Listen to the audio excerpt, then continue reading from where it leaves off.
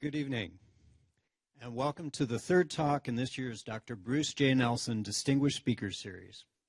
I'm Jeff Groves, Dean of the Faculty and Professor of Literature at Harvey Mudd College. Our Nelson Speaker Series theme this year is water, and this fall we are exploring water with the help of speakers who are at the forefront of water science, policy, and technology. We're pleased to continue this relevant and timely conversation by welcoming to campus tonight's speaker, Orrin Pilkey, the James B. Duke Professor Emeritus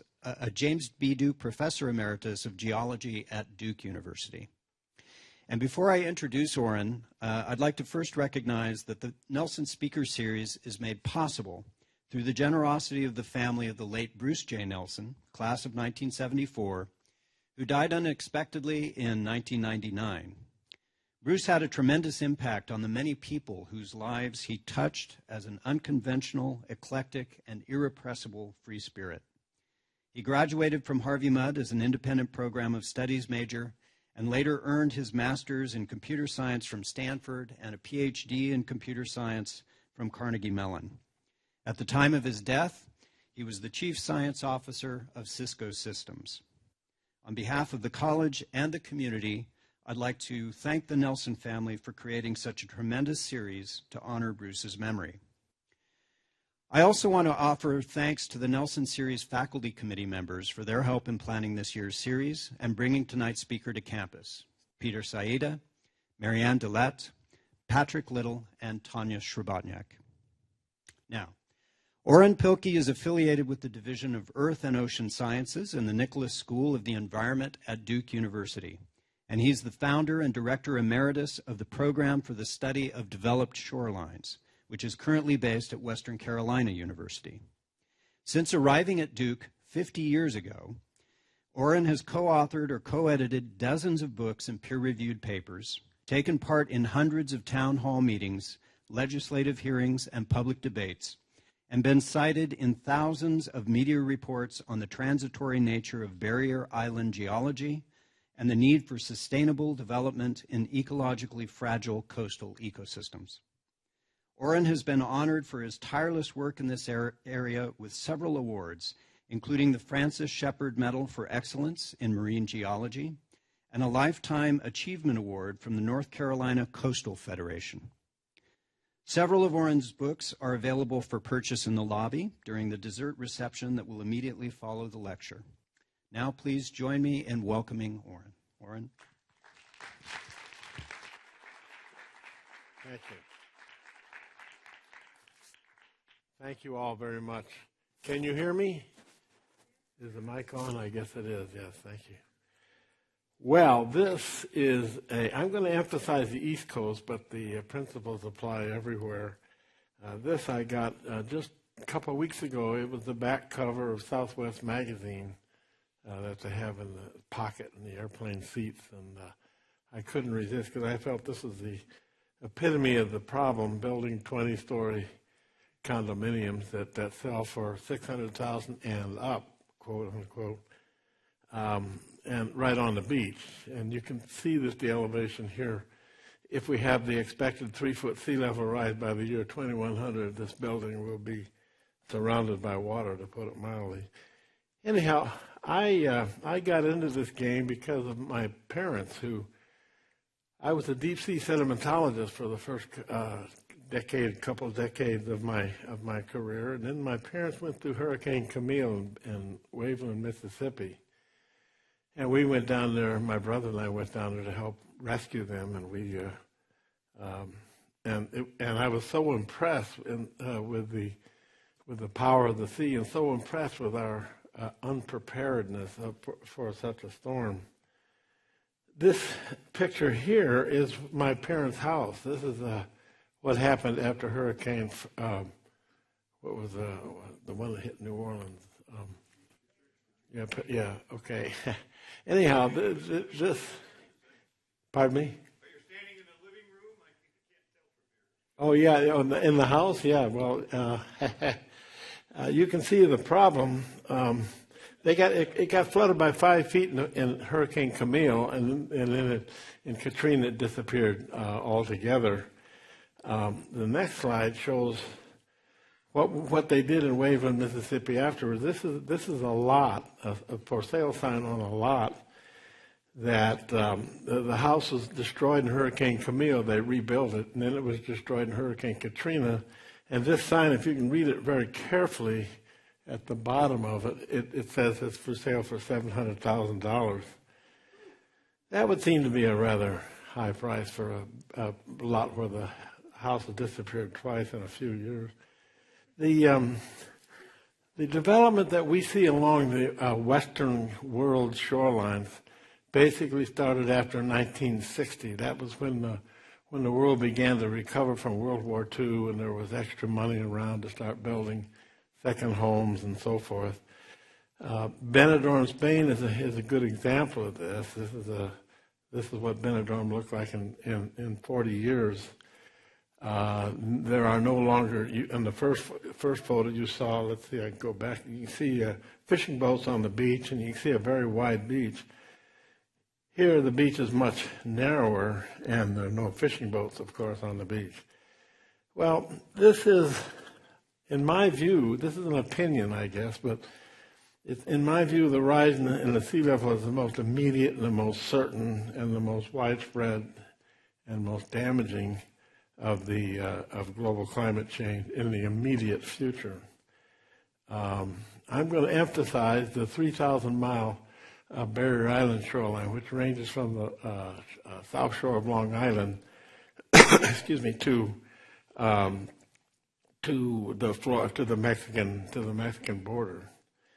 This is a postcard. It's amazing that this is a postcard from Germany. It shows a German island, a Frisian island, Sylt, and it is. If you can see the difference between 1969 and 1989, even though these cards are slightly different scale, but if you look carefully, you can see that there's been a narrowing of the Barrier Islands. And this is what's happening to almost all barrier islands in the world. There are around 2,200 barrier islands, and most of them are getting narrow by erosion on both the front side and the back side. That's because they're getting ready to migrate. They're getting ready to actually move back. I think they're responding to sea level rise already. Well, let's go on and get into sea level rise. This is the opinion of the New York City Sea Level Rise panel, which is a very distinguished panel. And they believe the evidence points to a 2 to 4 feet sea level rise by the year 2100, and possibly a 6 or 7 foot sea level rise by the year 2100. James Hansen, the scientist who was the first to notify the Congress about a sea level rise and about global climate change in 1988, has suggested that the sea level rise by 2100 may be 10 feet. Not many people believe that, and even he says it's not likely. But he bases that on the behavior of the Antarctic ice sheet, and I'll get into that in a minute. He says storm surge flooding in New York is likely to be 12 to 14 feet. But here, storm surges are much less because you have a very narrow continental shelf, narrow and steep continental shelf. In the armpit of Florida near Apalachicola, a little east of Apalachicola, they expect a 36-foot sea level rise due to a storm surge, the so-called 100-year storm. The reason, and because here in California, because you have this narrow shelf, your storm surges are relatively low relative to the eastern Gulf Coast, and that's why you have these idiots in Malibu who are building their houses right up against the shoreline, complaining that the government doesn't come and help them and so forth. Anyhow, the current rise rate, if nothing changed and everything goes as it is going right now, would produce a 1 foot sea level rise by the year 2100. Don't forget to consider the slope of the land. If this 3-foot sea level rise is going to occur over very flat land, as it is on the coastal plain of the East Coast, then you're going to have a very strong, considerable shoreline erosion rate that's going to push back. Well, like in North Carolina, the average slope of the lower coastal plain is 1 to 2,000. For every 1 foot of rise, there'll be 2,000 foot of retreat. So a 1 foot sea level rise, in theory, could push the shoreline back 2,000 feet. And probably in most cases, it'll be more than that. This is a type of something that's put up by the American Red Cross, of all things. I don't know why they're involved, but the good thing there, this just shows the expected storm surge in a section along the Florida coast, on the Gulf Coast. So this is a 2-foot, a class Category 2 hurricane is expected to produce this storm surge, a Category 3 and a Category 4. And God knows what a Category 5 would do. So, yeah, that's a good point. As a matter of fact, when I first saw this and I was discussing it with a friend, that's exactly what he said. Yeah. I don't know what's wrong with that Red Cross. Yeah. Well, the cause of sea level rise is pretty clear to us. Right now, still, the primary cause of sea level rise going on right now is the thermal expansion of the ocean. As the ocean water heats up, it expands, and it's the upper 700 meters, upper 2,200 feet, something like that. That's significantly warming all over the globe. But in the 21st century, which we're in now, we think that the Antarctic is going to be the primary driver of the sea level rise. Notice that the Antarctica was not even considered to be an important driver in the 20th century. That was somewhat controversial. In fact, that proved to be wrong, but basically it is true that thermal expansion was the big driver in the 20th century, and it's almost certain that in the Antarctic will be the big driver coming up. This is a photograph of the Muir Glacier in Alaska in 1941. And this is the same glacier photograph taken by Bruce Molyneux in 2002.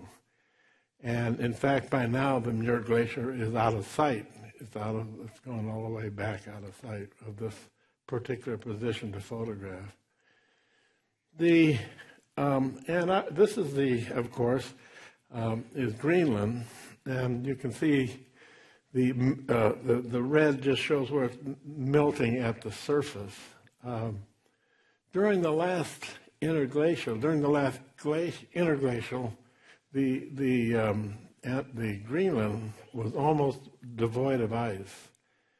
And as you may know, if you've been following some of the things that are going on in Greenland right now, that they're finding mineral deposits, they're expecting to find oil, and a lot of other things, all of which is coming because of the melting of the ice and exposing a lot more surface.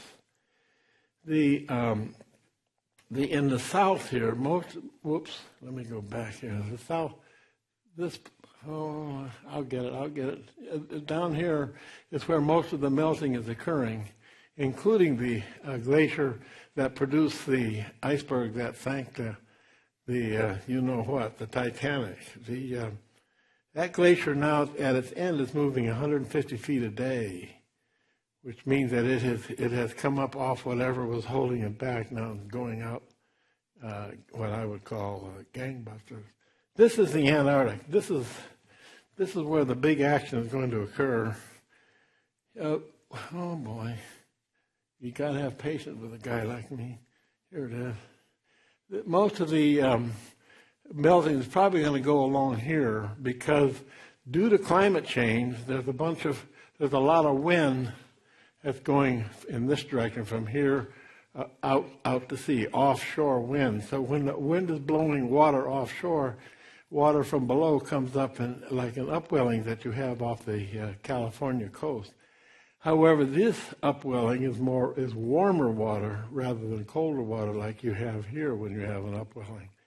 The water is pushed away and water comes in to replace it. And that's causing a lot of melting right along in here. The second big thing is going to be the ice shelves. Ice shelves are flat floating ice, maybe as thick as 1,000 feet, and maybe even more, let's say 300 to 1,000 feet. And they're thick enough that we land airplanes on them and all that. They're very smooth, but they're starting to break up. If they break up, which is expected, which is going to happen, but whether it'll happen quickly or not is anybody's guess. But if they do break up, the glaciers here are going to speed up and start producing a lot more meltwater. And then, of course, the grounding of the glaciers, here's another ice shelf up here, the Orrin Pilkey. All of these, everywhere along here are glaciers coming into the sea, and most of them are grounded. That is, they're up against islands or up against bumps on the seafloor. With a little bit more melting, they'll be released. So none of this is very predictable. It is likely that the East Antarctica, which has a lot more ice potential, is not melting at the current. It is melting slightly, but it's not a major contributor yet. If all the ice on the surface of the Earth melts, we'll have somewhere around 220 feet, which would probably inundate this place right here. And to put it mildly, if all the mountain glaciers of the world melted tomorrow, we would have 1 to 2 feet of sea level rise, something like that. The West Antarctic ice sheet, and this number is somewhat controversial. The West Antarctic ice sheet probably will give 16 feet of sea level rise, 16 feet plus or minus 4 or 5 feet, depending on who you believe. Well, it's not only just sea level rise. We see a lot of maps of the inundation of sea level of the ocean as sea level rises, but that's only part of the problem. We have these other things here, as you can imagine.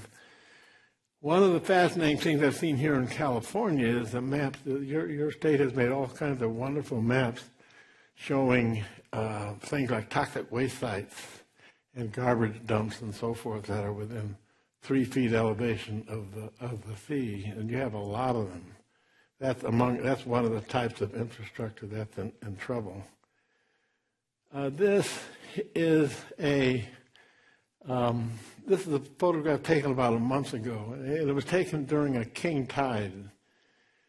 King tide, I never even heard of a king tide until few years ago. The king tides are extra high spring tides. Spring tides occur when you have the moon and sun in just the right orientation to reinforce each other without getting into the detail. King tides is when that orientation is a little bit better than normal. And we have 2 or 3 king tides a year in most places. It's different in different places. This is producing flooding like this. This flood here on the road to Tybee Island, Georgia, on the Georgia-South Carolina border. This road was not flooded before, except during storms. But this was not a storm that flooded this road. Same thing's happening in Miami Beach especially. Getting a lot of publicity on the backside of Miami Beach. Frequently, drivers have to drive through salt water. But what is not mentioned in the media, that there's a terrible smell because the sewer lines from Miami Beach are being backed up during spring tides. So you get a lot of raw sewers on the streets. How deep is that river? This is an estuary here, and I imagine you're just dealing with covering the road itself is not very much. See, you can see the road and the middle and the line in the middle of it. So it's not terribly deep, but it is not possible to drive on it. Annapolis, Maryland is another place where they're getting a large number of spring tide and king tide flooding. Also, Norfolk, Virginia. Norfolk, Virginia is leading the way on the East Coast with sea level rise rates, local sea level rise rates. This is a house that just fell in. I guess you can tell that. I was standing there when I made this photograph, and a guy came running up to salvage his belongings, he said, and there were police there, and they grabbed him and said, "Hey, you can't go in the house. Look at the angle that it's sitting at," and so forth and so on. But he said, "I own that house." So they called into the county records office, and the county records office said he didn't own the house. So they put him in jail for. But it turned out he did own the house. He had bought it 2 months before, but he did buy it in favor of him. Let's put it that way. He did just pay a very small amount of money for the house because it's pretty clear it was about to fall in. But the last thing I heard, he was suing the city for some reason or other. So. Here's what a storm surge does. This is a picture in France, and there it is before the surge, and then there is the storm surge. This is the open ocean is that way out to the right of the thing. This is there it is before, and here it is after. That's hill right. What are you missing? Everything's there. Except the part that's underwater. Yeah, right. Yeah. Okay. Miami, Florida has a problem, a rather amazing problem. This is a $2 billion development that's going on. This is showing what it's going to look like. There's a $1 billion development going on also in Miami, as well as a number of other things. This is the highest rate of development that the city has ever had is going on right now. And this is another form of madness because, as shown in this photograph, the Miami oolite, or the Miami limestone, shown in gray here, is a highly porous, highly permeable rock. So permeable and so porous that in ponds in the city of Miami, little bitty ponds, they can actually measure tides. Maybe tides would be this much, but the tides correspond to the tides offshore, which means basically Miami is kind of like some of the Neolithic villages where all the houses were on stilts in the water, just like they are in some parts of Myanmar, some parts of Nigeria. So Miami, they can build seawalls, they can build dikes, levees, and whatever. It ain't going to make any difference. Miami is going to be flooded from all sides when the sea level rises. That's crazy, isn't it? They ought to get out of there. If anybody has property in Miami, you might think about that. This is Karachi, Pakistan, just showing, you can get an idea here what a 1 foot sea level rise would do here. A 3 foot sea level rise would be worse than a 1 foot sea level rise. This is one of my favorite places. This is the Eddingsville Beach in South Carolina. It was a very important village in before the Civil War, where the rich people from Charleston, South Carolina, would come down and to get away from the malarial mosquitoes in the summer. And there were 60 houses on the island. There were 2 churches, 1 bar, and a school for boys, not for girls, but for boys.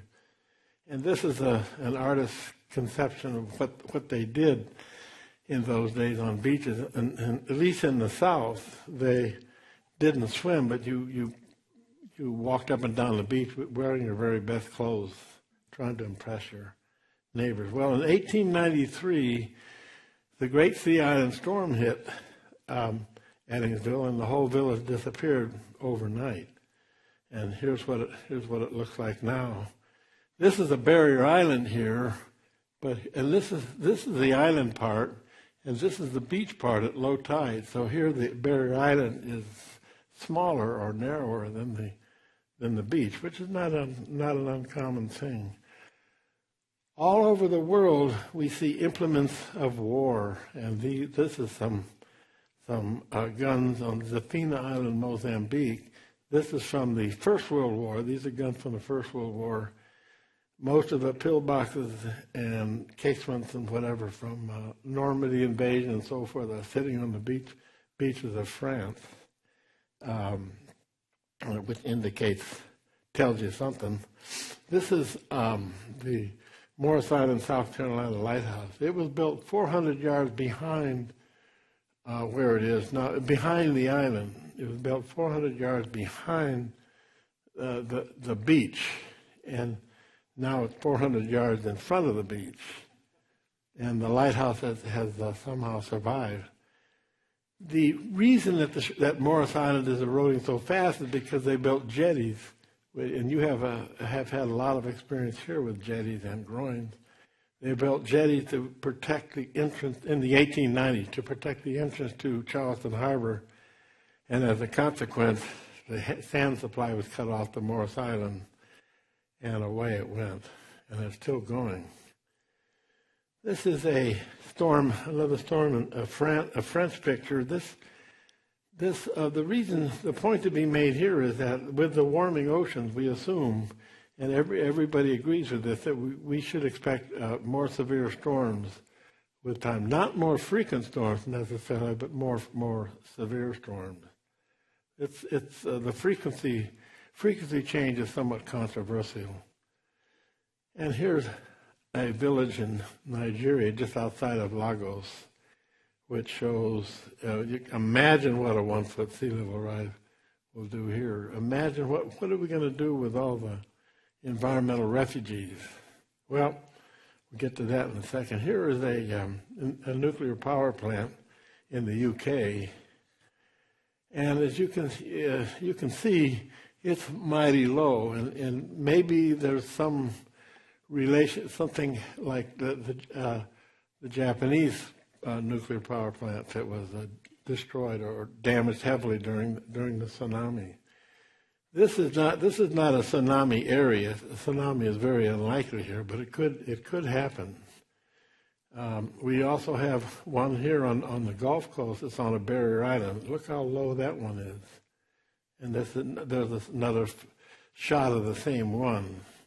If that isn't susceptible, now a tsunami is not likely here either, but there is it's a lot higher storm surge potential here than there is in Britain. And here is one right around here. This nuclear power plant is no longer operating, but it just seems to me so strange. Obviously, the nuclear power plants have to be near water for cooling purposes, but maybe that we should do it in a different way. Here, what's that? Yeah, well, there are other problems too. Yes, indeed. Let's talk just a minute or two about garbage on beaches, which has become an increasing problem. This is a beach in Hawaii. The reason this beach is particularly interesting is because it doesn't produce. This is from a community that does not produce any garbage like this. Instead, the garbage is concentrated on this beach, and there are a number of others in the world. It's concentrated by currents, waves and currents that bring the garbage here. This is a scene in the Dominican Republic where this little girl has a real problem in getting to the beach. Well, there is a lot of attention being given to this. This is the Corona Save the Beach Hotel. The hotel is made up entirely of garbage collected on beaches in Europe.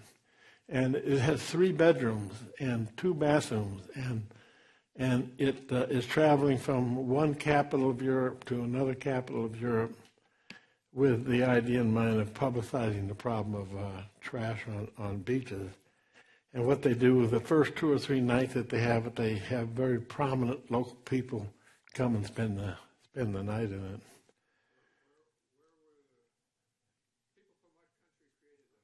I don't know. I think it was German. I think Germans created this thing to begin with. This is not in Germany. I think this is in. Somebody here might know where it is. I better not say. I better not guess. So I think it's in. Never mind. I won't go into that. Yes. This is a photograph that I took 10 years ago in the Marshall Islands. These are gabions. These are wild wire baskets that are filled with stones, and it's one way of making seawalls. But these wire baskets usually degrade due to salt water within 5 to 7 years. And I took this photograph 10 years ago. I haven't been back there since, but this is the community garbage dump for a pretty large community, the largest community on any atoll in the Pacific. And so I assume that garbage has now escaped the sea and is now added to the Great Pacific Gyre plastic garbage. Okay, here is what I think is the worst beach in the world that's being used heavily. There's a train station that comes right up to it. I can't believe why people would use it. I guess, well, if you got to use what you got, I guess. But the problem with building hard stabilization, these are groins that you see here, and the walls built perpendicular to the shoreline, and or if you use seawalls, all these things destroy the beaches eventually. Here is the mightiest seawall, I think, on the east coast of the United States. It's being constructed right now, and they're using 20 to 25 ton rock. It's being built by a guy who just made $6 billion in the stock market, a very famous guy whose name I can't remember, and that's his house back there. And it's illegal in Southampton, New York, where this is to build seawalls. But if you have $6 billion, you do what you want. And these are the largest boulders I've ever seen on a seawall. It turns out, due to that the Australians discovered, they noticed that after storms, sometimes their seawalls had boulders that had moved about as though they had been moved by waves. But it turns out when they actually started to observe some of these things during storms, which can sometimes be a little dangerous, that when waves broke right in front of the rock, the sand was momentarily, for a few seconds or so, liquefied, was turned into quicksand, and the boulders would roll into the softened sand. So it was a process of quicksand formation rather than actually moving about by waves. So I hope that happens to this guy here. This is a Japanese scene. The Japanese don't care about beaches. At least one would get that impression from the seawalls around the country, although I understand that they're beginning to be conscious of this problem. This is the Great Galveston Seawall, built in 1910 to recover from the 1900 hurricane that killed 6,000 people, maybe 10,000 people. After they built the seawall, they had to put this rock in because the waves were undermining the wall. This is a photograph that I took 3 days ago in Florida. If you can look carefully here, that house there, let's see, Yeah, that house right there, you see the stilts on it? That house right there is in front of the seawall, not behind the seawall. And you're not supposed to have houses in front of the seawall. That's an incorrect placement. Actually, of course, there's more to the story than that. That house has been moved twice before, and it was built way before the seawall was built. But one of the problems with the seawall shows here, and all throughout North Florida, I saw this. They build seawalls to protect roads. So in the choice of what's more important, seawalls or roads, roads or beaches, they choose the roads and build many miles of seawalls. Seawalls always destroy beaches, given a little time. There are another kind of seawall, and I've seen these on the Pacific coast too. These are sandbag seawalls, but they're no different from they're not different from a concrete seawall. They do the same thing as a concrete seawall. What happens in its simplest form, which is about the only way I can say it, because I don't know much beside this, is that you build a seawall because the shoreline is eroding, of course. So you got the seawall here, but the seawall is not answering the problem or answering what's the processes that are causing the erosion. So therefore, the erosion continues. And the beach gets narrower and narrower and eventually disappears. So seawalls answer the problem of trying to save houses, but they don't answer the problem of trying to save the beach. We always need to, and boy, you need to do this in California too. We have to remember that seawalls on an eroding shoreline always destroy the beach, and we have to answer the question, what's more important, the road or the house or the beach? There are a number of places around the world, this is one in Brazil, because they've destroyed the beach with the seawall, they have built an artificial beach on top of the seawall, which seems to me a rather poor substitute. In my book, The Last Beach, we have several photos of this on different parts of the world showing this kind of beach. On this particular beach, you can see a volleyball court. And I'd love to watch, sooner or later, the volleyball is going to go over the top of that. And I bet they just abandoned it, the ball. This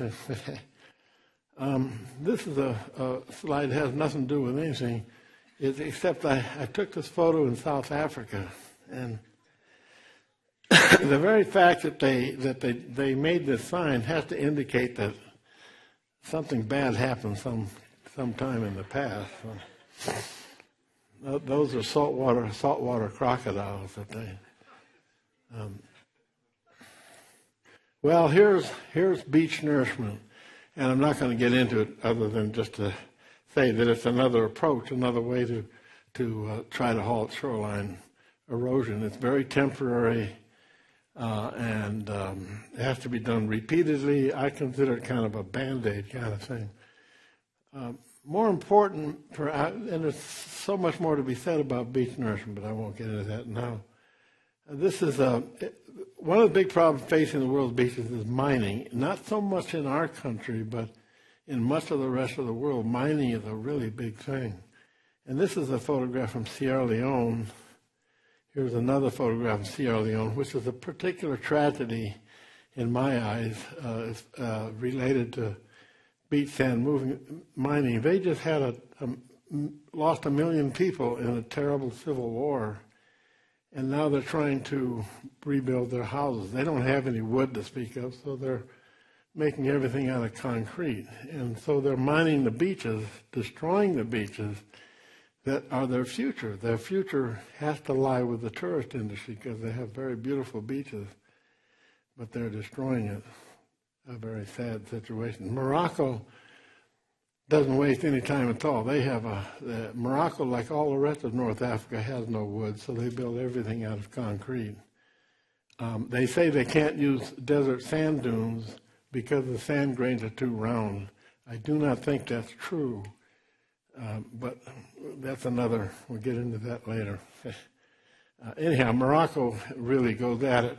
and then Singapore is trying to increase the size of its nation by 20% using sand from other countries. The sand is always from other countries, other beaches around the world.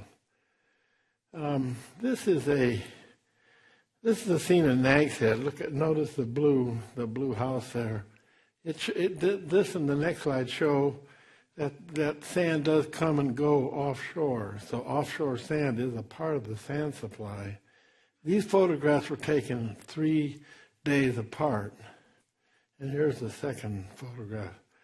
The first one was taken, the sand was covering the beach very nicely because there was, and every beach is different, every beach has a different story, but in this particular one, the beach, a southeast wind will make a beach put up the beach.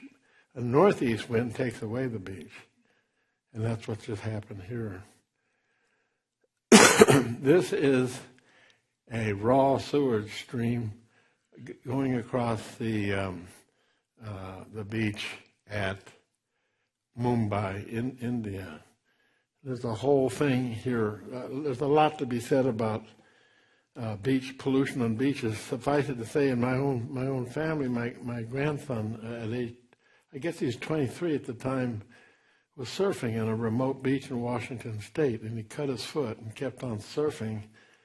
And then 3 days later, he had this terrible infection on his foot, and he actually fainted. And they brought him to the hospital. It turned out he had MRSA that he had gotten from the water, from seawater.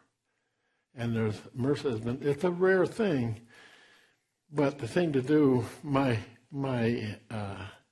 admonition to you is to don't swim when you have a cut. I've told 2,000 students at least over the years to, when you have a cut or abrasion or something like that, or poison ivy, get into salt water and you'll be a lot better.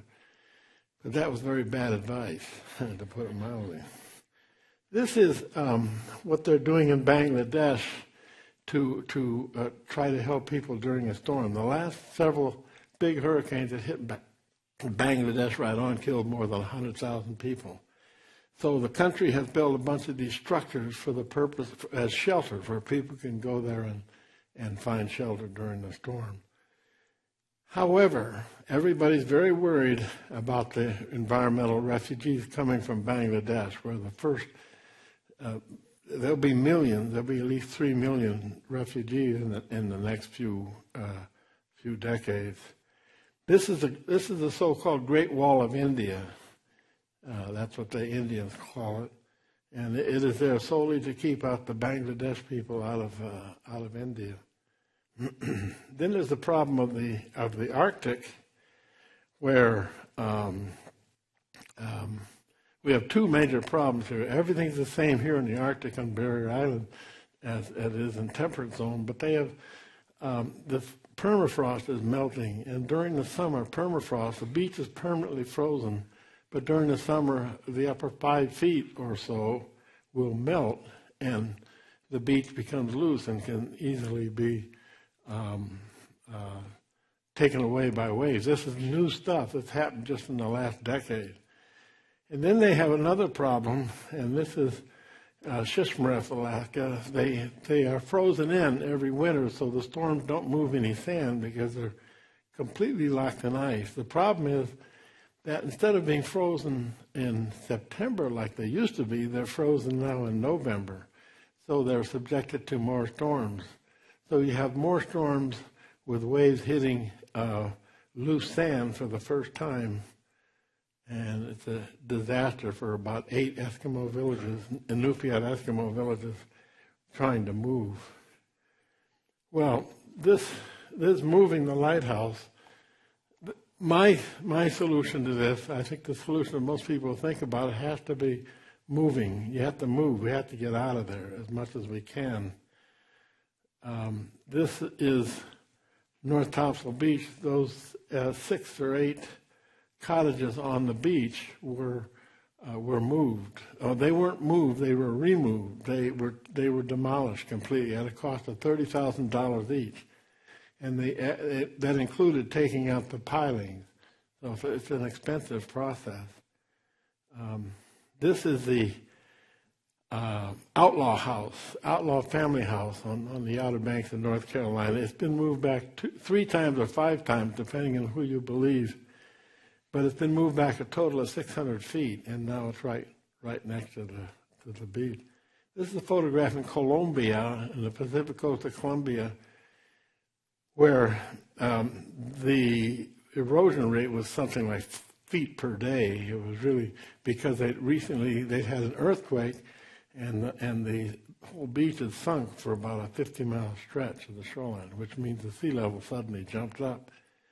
Well, they told us that they could, once they put the pilings back in, and somewhere back in the rainforest behind them, they could move a house within 2 weeks. 2 men could move a whole house because everything is in panels like that, which is pretty neat. And here's the house on the Outer Banks that's being moved. This is the house where the dreadful movie Nights at Rodanthe was filmed. I don't know how many of you people saw it, but if you did, you had to be disappointed. The reason I was disappointed, in fact, I was even angered, because in the middle of the movie at one point, the loving couple had a bad storm come by, and waves even during normal times were going under the house. Well, you don't stay in a house that's right on the beach on the Outer Banks during a storm, but they did. So that's why it was bad. Now here's another. This is an 1888 photograph taken. Let's see, who took this? Anyhow, it's on Coney Island, New York, and they moved this building, which is a Brighton Beach Hotel, back 2,000 feet. And as you might guess, this building was owned by a railroad company. And here's another idea that we could use on heavily developed beaches, especially Barrier Island. This is from Auckland, New Zealand. They suggested we just let it flood, and then we trade cars for boats and so forth. But I think that doesn't address the problem. What are you going to do about storms? The green here, all this was growing of crops. Since you've lost your cropland due to the rising sea, they suggest that you figure out how to do it using the high rises. This is a sign from Rockaway Beach. Rockaway Beach, in the last couple of months, they had a bunch of sand dunes made by FEMA, the Federal Emergency Management Agency, to protect them from the next Sandy hurricane. Well, most of the people behind the dunes were unhappy because they could no longer see the sea. So one night a couple months ago, the dunes were all flattened with somebody who had a bulldozer, and it was done, I'm sure, with the approval of all the folks who live. And now they can see the sea. But if you can see the sea can see you, right? Yeah. This is the Holderness Coast off in the UK, just below the North Sea. Some of the North Sea waves come here. You can see, I hope, yeah, this line here is the shoreline at the time that the Romans invaded Great Britain, roughly 2,000 years ago. And everything in black dots are villages that are now sitting on the continental shelf. So that's a 2,000-year picture. It's important to remember that much of our development, especially on Barrier Islands, has really started in 1960. We have a very shallow, very short picture. This is what we should be looking forward to, presumably. Some of these were important communities. Ravensthorpe Odd was mentioned 3 times by Shakespeare. And let's see. Well, I can't remember the other. There's several other stories to go with this, but this is a figure out of a 1912 book, a very, very profound book, I thought, and it's being taken up now by a lot of folks concerned with our future and a sea level rise. This happened without a sea level rise. So what would have happened if the sea level was rising during the last 2,000 years? Well, this speaks for itself, and I'm not going to get into that, except to say there are a lot of deniers out there, a lot of skeptics out there, even about sea level rise, even though we can measure sea level rise occurring now. The answer for that is that, well, this is just a temporary thing, or that the land is sinking. And here's a statement by Niels Axel Mørner, who has very good credentials. I mean, those are the best credentials you can get for sea level rise studies, but he's still an idiot. And this is Daytona Beach, and this is Fort Lauderdale, Florida. What are we going to do about Daytona Beach and Fort Lauderdale, Florida? And you could also apply this to some cities, some portions of cities on the Pacific coast. Basically, the Pacific coast, as you know, is much steeper than the Barrier Island coast on the East Coast. But look at that. What are we going to do?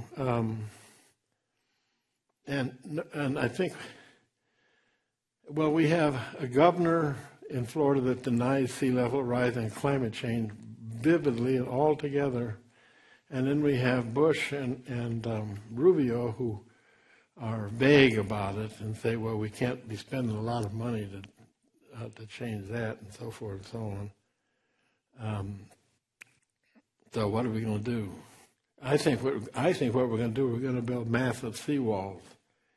We'll take away the beach, and the primary thing that we'll do is promenade, like we did Cape May, New Jersey, when they lost their beach a long time ago.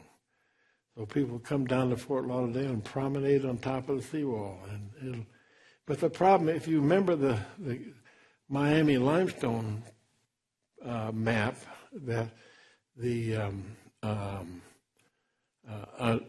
Miami limestone is under much of Fort Lauderdale. So building a seawall ain't going to do nothing. So, okay, well, one last thing here is, this is the final, I got final two slides, is that if you're a skeptic and you don't believe this stuff, don't read thermometers, don't look at mathematical models, read the Earth. Read the Earth. And the Earth is telling us so many ways that the sea level is rising. There's no question about it. You can see, well, the tide gauges show it to us, but there's some nice photographs of where oysters were on bridge abutments and things like that, and 20 or 30 years ago, and where they are now, and stuff like that. Anyhow, so it's really rising, there's no question about it. And the solutions are, first of all, unlike so many parts of the country, we have to recognize, and North Carolina, by the way, is right in there with Florida. We don't recognize that a sea level problem exists. North Carolina got a lot of fame 2 years ago when they basically declared that sea level rise should be considered illegal. So immediately halt beach high-rise construction. That's so important. And I think I'll stop there. That's enough. And I would be happy to answer questions or comments or whatever. So, thank you.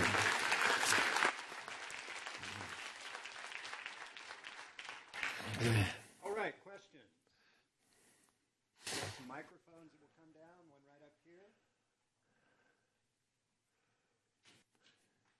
Hi, thank you very much.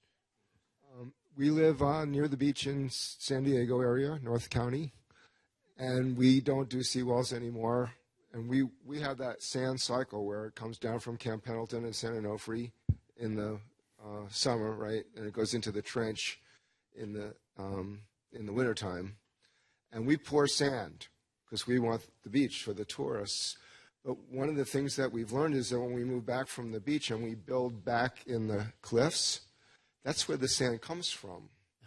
And we've interrupted that by not building on the beach and putting the condos back there. And now there's grass where there used to be sandstone and rocks, and it used to go down the estuary. So what do we do about that? Yeah, that's a common problem. The problem of well, it's like in New England and many parts of California, Oregon, Washington. They, you have bluff retreat, and you got houses on top of the bluff, so you build seawalls at the base of the bluff, and that immediately causes a shoreline to erode because the bluff erosion is the source of the sand, like you've described. And eventually that means the house falls in anyhow, probably. And also it turns out in many cases they found in some of the early studies at Scripps that the erosion of the bluff was not really due to the waves, it was due to rain, the occasional rains on some of the unconsolidated cliffs. So building a seawall on those bluffs didn't make any difference. They just kept on eroding. So and then another thing that's happened is the problem of lawn watering, septic tank effluent, and so forth, which is causing bluffs to retreat. It's a long story. I wonder, as you shared with us numbers about how much ice melts and sea level rise, what is the factor of evaporation that, of course, will help us if it is a big one? Is it considered or what? Evaporation of the ice? The water. Well, no, that's... So if the temperature is elevated, there will be some evaporation. Yes, that's true. Serious factor or not? I don't know. I think not. I mean, evaporation will be. You're right. If it really warms up, there'll be a lot of evaporation. Be a big difference. But I have not seen that looked at. But that's a good question. Yes. Well, of course, that would just contribute to more water in the atmosphere falling with rain like El Nino events. In other places. Yeah. Yeah, in other places, but it all goes to the sea sooner or later. Raise it as a curiosity in the numbers. Yeah, it's a good question. Yeah. Any other comments? Hi, thank you for the wonderful talk. So I wanted to ask was that if we assume sea level will rise as we predict, that we won't do a lot or won't do significant amounts to kind of stop that rise, what would relocation programs look like politically and socially? I didn't understand that question. What would relocation programs look like politically and socially? Well, we're in some of the most desperate places. We're already trying to relocate, such as the Eskimo villages.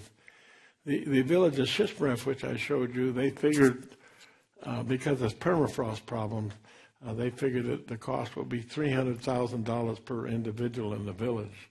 That's obviously impossible. Only reason we'll do it is because they're of subsistence villages, and those are rare things in our society. We are, after Hurricane Sandy, both New Jersey and to a greater extent New York actually has purchased a bunch of houses that were destroyed or almost destroyed, and has also made some restrictions in future purchased some property which would have been developed. But it's a very minor thing so far. I'm writing a book. It's coming out in April that's about retreat. Look for it on your local newsstand. Yeah. But yeah, the retreat option is spoken of widely, but is rarely come into serious consideration yet. I think we should be retreating now. We should not be building new structures on Barrier Island or anywhere near the beaches. Florida is hopeless, and hundreds of miles of high-rise line shoreline. How can you be more hopeless than that? And yet, well, enough of Florida. I get too emotional about Florida. Yeah.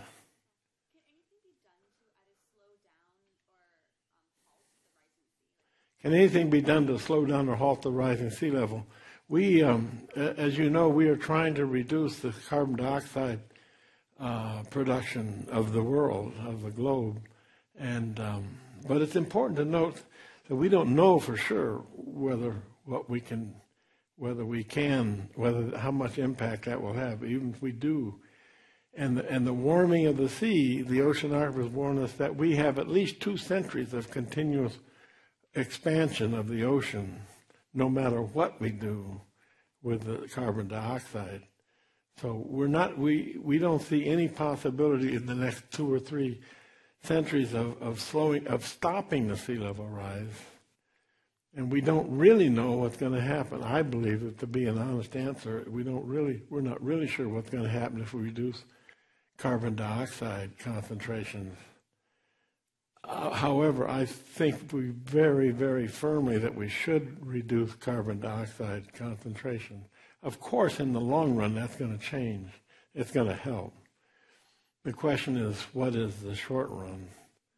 And we don't know the answer there very accurately.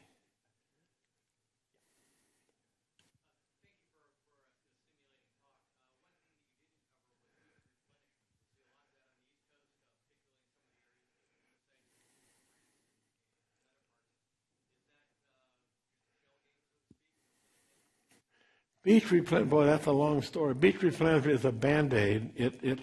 We now know that it basically, beaches disappear 2 to 10 times as fast as the natural beach that was there before, as a rule. We also have regional differences. Replenished beaches in Florida last 7 to 9 years. Replenished beaches in New Jersey and North Carolina last 3, maybe 4 years for the same size beach.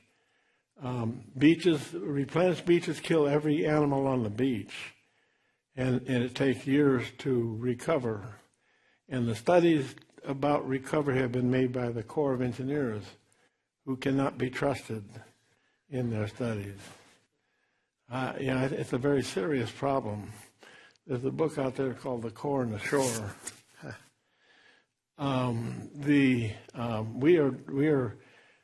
There's a big problem about who's going to pay for it. The federal government has been paying 65% of the projects for a long time, but now the feds are starting to back out, and more of the nourishment will have to be handled by local and state funding, which makes it more difficult. Every time there's been a vote in the Carolinas and in both Carolinas, which involves the whole community of whether we should nourish or not, it is turned down because it is primarily something.